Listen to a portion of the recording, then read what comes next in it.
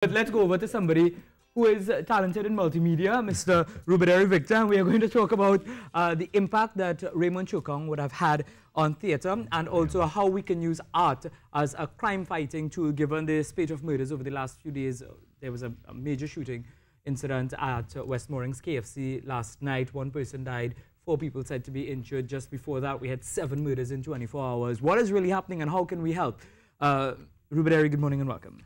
Hi, good morning. Thanks for having me. It's a pleasure, because let's see if we can find the solutions now. It's enough about talking about the problems. And one of those persons killed, when I mentioned 7 people in one day, was Raymond Choo, a man who really contributed significantly to the theatre. Yeah, it's a significant loss. Raymond Choo was a game changer.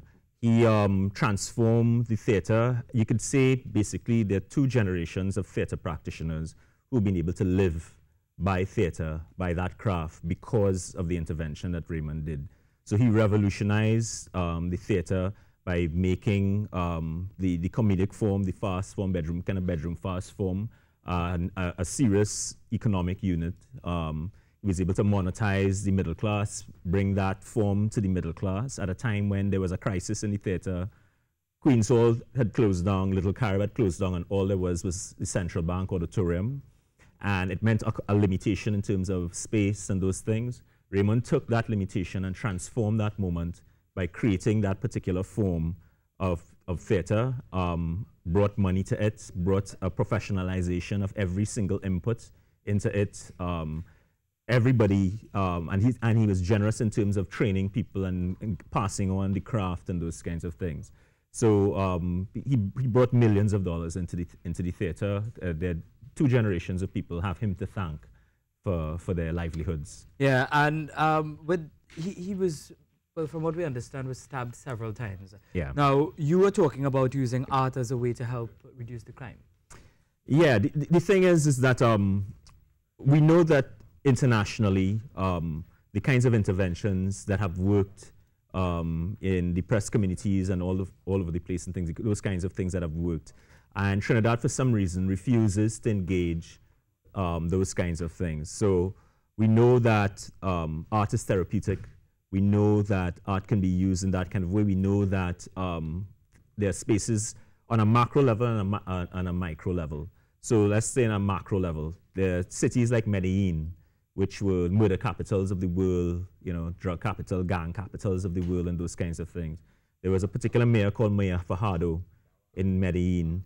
And what he said was, our greatest buildings in our worst communities, right? And he invested in massive community centers, massive music halls, massive kinds of things in the middle of Medellin. And no one thought it would work. He worked with the community. He told the community they had to police themselves. That if there was stupidity and that kind of stuff, it would, these projects, these macro projects, capital projects would be removed. And of course, there was the policing and those kinds of things, but the community policed themselves, the boys policed themselves and those kinds of things. There's major rehabilitation happened during that period. And Medellin is now one of the tourist capitals of the planet, right? And it wasn't gentrified. It wasn't that they moved out the community and stuff. The community is still there. And so we know on a macro level, the way that art and social programs and those kinds of things can be used to transform communities. And on a micro level, what happens? The entire history of the 20th century was a history of the golden ages of African diaspora communities, where you had pan, mass, calypso, reggae, dancehall, hip-hop, samba, all those different kinds of things. Most of those things were created by young boys between the ages of 12 to 27. Those young boys changed from gang boys, mostly gang boys and those kinds of things, marginal boys, to to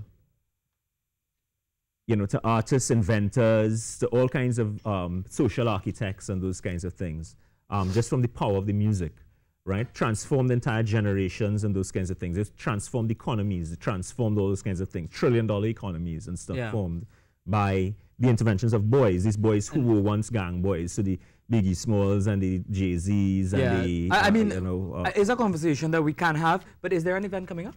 Right, so tonight at the Little Carib Theatre, From 7 o'clock, there's a tribute to Raymond. I understand that someone has a performance at Fiesta Plaza tomorrow. I think it's from 6:30. They're also doing a tribute to Raymond at that as well.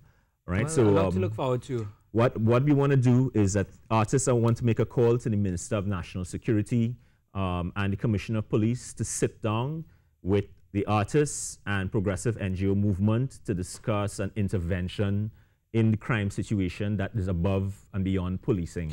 Policing cannot win this battle that we are in right now by itself. All right, well, thank you very much, Rubadiri Victor, Yeah. for coming on and chatting with us.